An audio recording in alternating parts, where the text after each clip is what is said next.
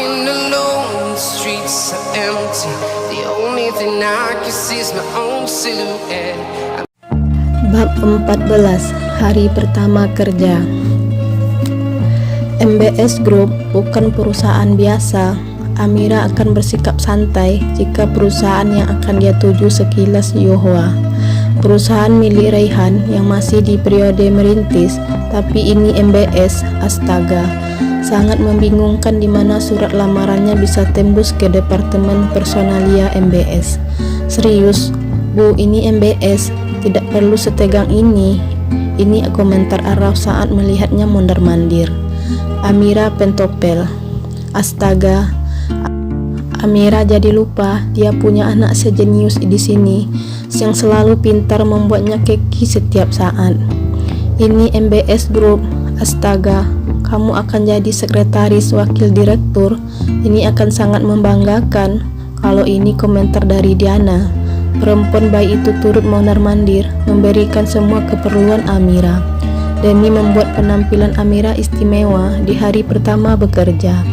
Diana rela membongkar semua isi lemarinya. Perempuan itu yang memutuskan Amira harus memakai apa dan juga mencari aksesoris yang pas. Kamu harus pakai tas milik Kumir. Diana berlari menuju lemari penuh tas koleksinya. Ini akan bagus sekali di kemeja itu. Tasnya bahkan sama saja dengan tas milik Mama yang itu, Tan. Cetus Araf menunjuk tas ibunya yang baru saja dilempar Diana karena alasan terlalu kuno. Ini beda, Araf. Masa kamu gak bisa lihat? Diana kesal, tasnya yang mahal dan baru dituduh menyerupai tas Amira yang dibeli 2 tahun yang lalu. Sama-sama hitam, timbal Araf datar. Serius, ini bukan definisi dari sama. Diana kesal sekali. Oke guys, apa aku udah oke? Interupsi Amira menunjuk dirinya. Diana mondar-mandir memperhatikan. Oke, Mama selalu cantik, ucap Araf tulus. Terima kasih sayang.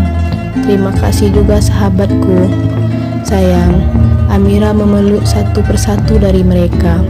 Kalau begitu, aku pergi dulu.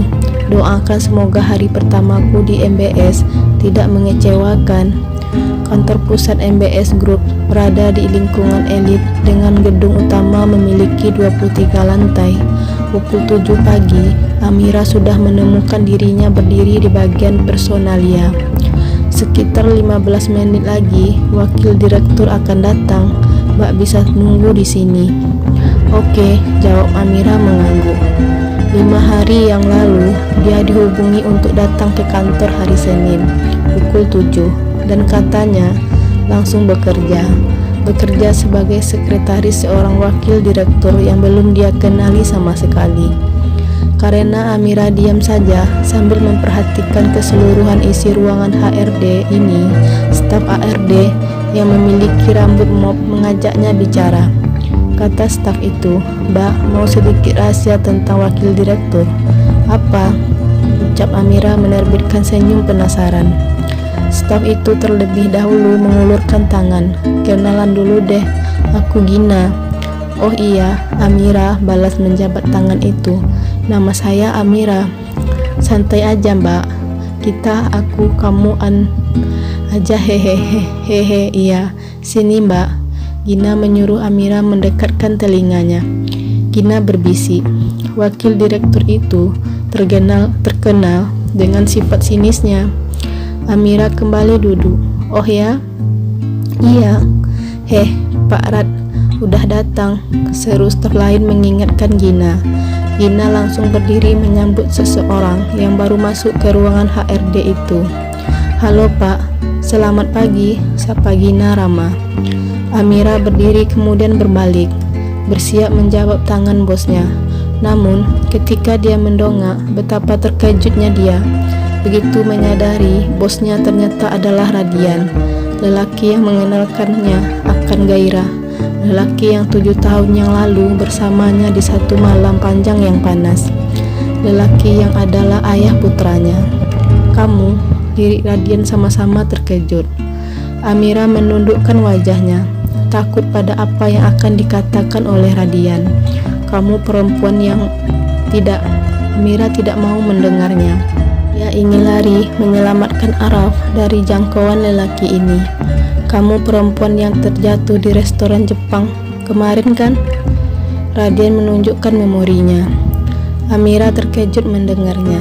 Dia pikir Radian akan mengingatnya sebagai perempuan yang dicuri keperawanannya. Tapi Radian malah mengingat momen mereka kemarin. Serius, Radian benar-benar tidak mengingat dirinya. Sia-sia sudah kecemasan Amira terhadap Radian. Kalau faktanya, lelaki ini tidak ingat apapun pada kejadian saat itu. Iya Pak, Amira merasa semangatnya jatuh anjlok. Radian memberikan senyum tulus, menjabat tangannya. Perkenalkan saya Radian, wakil direktur di sini. Saya Amira, jawab Amira. Radian seperti familiar dengan nama itu. Dia sekretaris baru pengganti Mbak Mirna, Pak. Simpal Gina ikut membicarakan. Oke, kalau gitu kamu bisa ikut saya ke atas. Saya bisa menjelaskan tugas kamu apa saja. Terang Radian memberi perintah. Amira mengangguk. Siap Pak. Radian sedang menjelaskan mengenai tugasnya dari mulai A sampai Z, tentang hal-hal yang harus Amira hindari jika tidak ingin membuat Radian kesal dan lain sebagainya. 15 menit pertama, Amira masih mendengarkan, memusatkan atensinya pada suara bariton Radian, dan netranya lada netra Radian. Namun 15 menit selanjutnya, seumpama neraka, wajah Radian mengingatkannya pada 7 tahun silam. Saat wajah itu berada di seluruh tubuhnya, di depan wajahnya, mulutnya, perutnya, pusat tubuhnya, jari kakinya, dan dimanapun Amira terkesiap karenanya. Kenapa? Tanya Radian melihat sekretaris barunya yang menunjukkan gelagat kepanasan. Apa perlu saya naikkan AC-nya? Tidak perlu. Oke. Radian kembali melanjutkan penjelasannya mengenai pekerjaan. Saya tidak mentoleransi yang namanya keterlambatan sekecil apapun. Mirna selalu mencatat jadwal saya sangat detail. Saya harap kamu bisa mengungguli dia dalam hal itu. Siap, saya pikir kamu sudah mengerti. Kamu pernah jadi sekretaris kan dulu? Tanya Radian menutup penjelasannya. Saya lihat di riwayat pengalamanmu. Iya, saya pernah menjadi sekretaris di perusahaan GK Internasional. Itu bisa menjadi gambaran pekerja dengan aku. Oke, ayo ikut dengan saya. Perintah Radian menunjukkan lorong menuju ruang lain yang lebih besar. Entah ini kebetulan atau bukan, tapi ini sangat membingungkan. Perempuan yang membuatnya resah di restoran Jepang kemarin tiba-tiba datang ke kantornya dan menyatakan diri sebagai sekretaris barunya. Semesta memang selalu memantik rasa heran. Kenapa? Tanya Radian memperhatikan tingkah aneh entah kesekian kali dari Amira. Amira yang mengipasi wajahnya kembali menarik perhatian. Kedua pipi perempuan itu merah merona. Amira tidak tahu gelagatnya yang sedang membayangkan yang tidak terciduk lagi. Tidak, Pak. Pekerjaan kamu hari ini sudah cukup. Saya rasa performa kamu cukup memuaskan. Kamu mematuhi apa yang saya ucapkan. Amira mengambil pujian itu dengan senyum bocor kemana-mana. Tidak sia-sia, pekerjaannya hari ini yang sangat melelahkan terbayar. Mondar-mandir mengikuti bosnya pergi, mencatat hal-hal yang menjadi kegiatan Radian dengan sangat rinci, dan mengingat petuah-petuah Radian dengan kuat di memorinya. Kamu bisa turun ke bawah menemui Gina. Dia bisa menjelaskan pekerjaan ini lebih rinci, ucap Radian fokus, membaca lembaran dokumen tanpa melihat lawan bicaranya sama sekali. Siap, Pak, ucap Amira tersenyum, lalu pamit undur diri. Dengan wajah penuh peluh, perempuan itu menaiki lift menuju lantai bawah, tempat ruangan HRD berada. Phew, Amira tidak tahu harus berekspresi bagaimana sekarang. Antara bahagia punya pekerjaan sekaligus tegang karena akan setiap hari berhadapan dengan Radian. Bab 15. kantor MBS Group. 1 minggu telah berlalu dan Amira mulai menyukai pekerjaannya. Menjadi sekretaris seorang wakil direktur memang bukan hal yang sulit di masa basic Amira. Memang di sana, terlebih pengalaman pekerjanya lebih dari itu.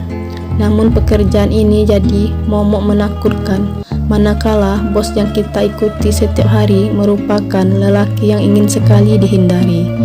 Demi apapun, Radian adalah pusat kesengsaraannya. Semisal dia tahu punya putra kecil bernama Arau, serius, Amira pasti mati rasa kalau hal itu terjadi.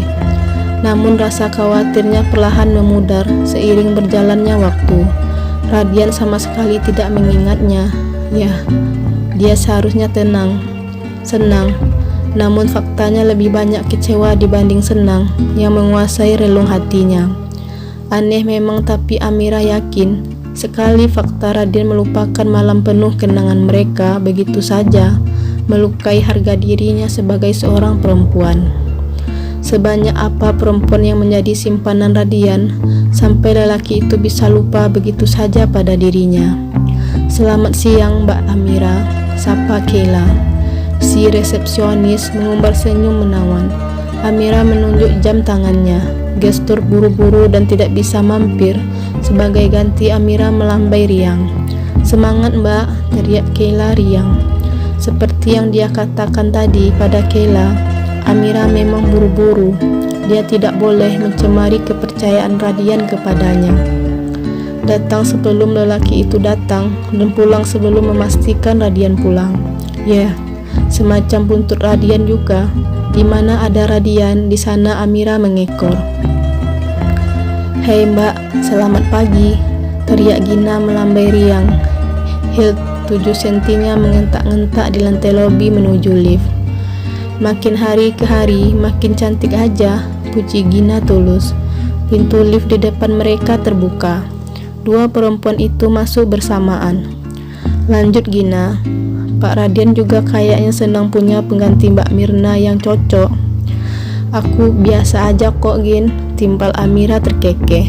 Hari Senin yang cerah ini, Amira memilih outfit serba abu yang membuat penampilannya terkesan tegas dan mandiri. Kalau Pak Radian gak ngeluh dan nampilin muka jutek, berarti kerjaannya beres. Dan indikator ciri kerjaannya berjalan oke, itu biasanya dilihat dari kelayakan sekretarisnya. Jelas Gina panjang lebar. Kelayakan sekretaris? Apaan, biasa aja. Amira masih setia mengelak. Serius deh Mbak, percaya sama aku. He, iya deh, Gina si maha benar. Haha, iya dong. Aduh Mbak, pengen sarapan gak? Aku bawa banyak makan nih. Wah serius? Pengen dong, tapi sekarang aku buru-buru. Mungkin lain kali aja. Yah, geluh mencebi. Aku sisain deh buat nanti siang, mau gak? Pengen banget. Gina tidak salah memilih Amira, memang benar-benar cekatan, selalu siap jika Radian membutuhkan sesuatu. Sampai hal sekecil apapun datang tepat waktu, memberikan sesuatu yang ia butuhkan dan mengingatkan pada jadwal di waktu yang tepat. Urusan dokumen dan tetek bengeknya teratasi. Urusan moodnya yang selalu anjlok oleh sikap sekretaris yang tidak tepat waktu berjalan baik, dan dia juga mulai nyaman dengan kehadiran perempuan cantik itu.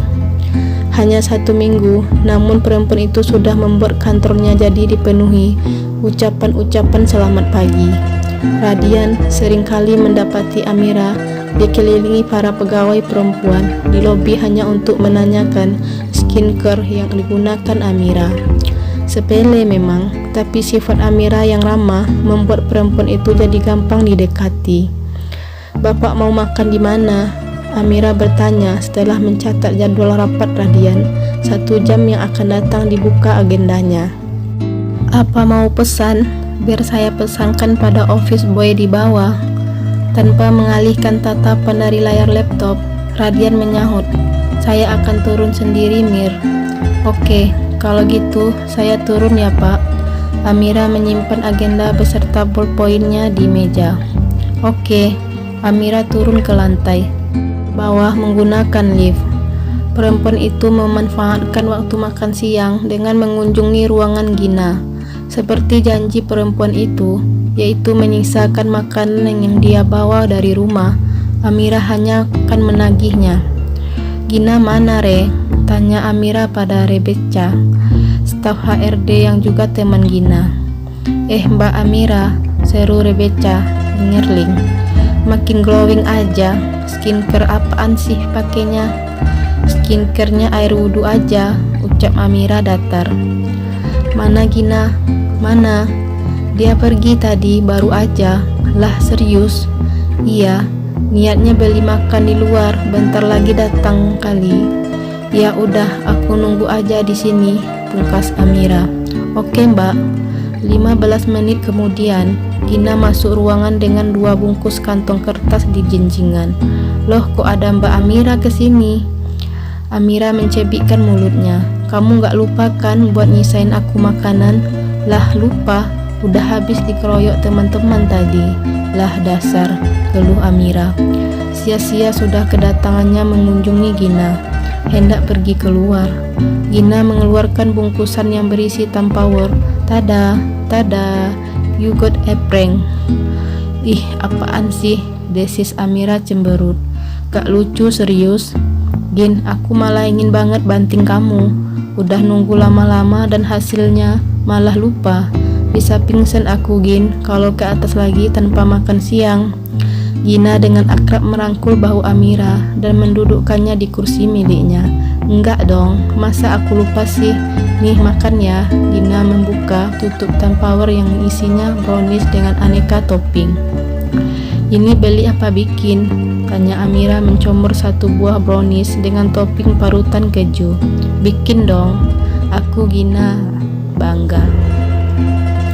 "Kamu jago masak? Ini enak banget loh." Rasa keju yang gurih melumer di mulutnya dan bercampur dengan rasa pahit coklat dari brownies. "Makasih Mbak, dari dulu aku pengen bisa buat kue tapi gak pernah seenak ini." "Kue buat keluarga ya, Mbak?" Mbak udah nikah belum sih?" tanya Gina teringat rasa penasarannya yang belum terjawab.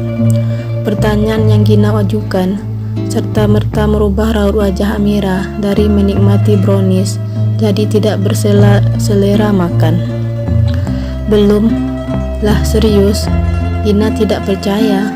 "Bener," jawab Amira. "Tapi wajah Mbak tuh kayak keibon banget tahu." Amira tersenyum tipis. Memang benar, dia memang sudah jadi ibu, tapi tanpa adanya pernikahan. "Tapi pacar punya kan?" Amira lagi-lagi menggeleng. "Hah, serius? Tapi Mbak cantik loh, masa nggak punya?" "Cantik nggak menjamin hubungan seseorang berjalan mulus, Jin." Kekeh Amira tidak habis pikir dengan pendapat Gina. "Ya, juga sih. Aku jadi penasaran kenapa kakak menjomblo gini." Tanpa ditanya, Amira dengan senang hati menjelaskan walau tak diminta. "Bagiku, laki-laki itu tidak terlalu penting. Kita bisa hidup tanpanya." Gina terdiam. "Aku kuliah di Inggris dengan cara meninggalkan ayah, lalu hidup selama itu sampai sekarang tanpa sokongan biaya dari siapapun, apalagi seorang ayah. Itu membuat aku berpikir bahwa laki-laki bukan segalanya." "Apa kakak belum pernah pacaran?" "Udah," saut Amira riang. "Lama sekali malah. Selama 5 tahun. Kami putus karena dia selingkuh dengan sahabatku sendiri." Gina menyentuh bahu Amira dengan lembut. "Maaf buat Mbak harus cerita ini." "Gak apa-apa, semua kenangan itu sekarang malah bikin aku ketawa kalau ingat," ucap Amira terkekeh. "Dan apa semua itu yang bikin kakak takut berkomitmen?" Amira terdiam cukup lama sebelum menjawab. "Mungkin iya, mungkin juga enggak." Gina terkekeh lembut. Amira mau tidak mau turut tertular kekehan. Dua perempuan itu saling berbagi cerita lainnya dan saking fokusnya tidak sadar ada yang sedang memperhatikannya. Radian lelaki itu berdiri menjulang di tepi pintu, tercekat pada cerita Amira yang komplikated. Ternyata, di balik sisi cerianya, Amira menyimpan banyak luka.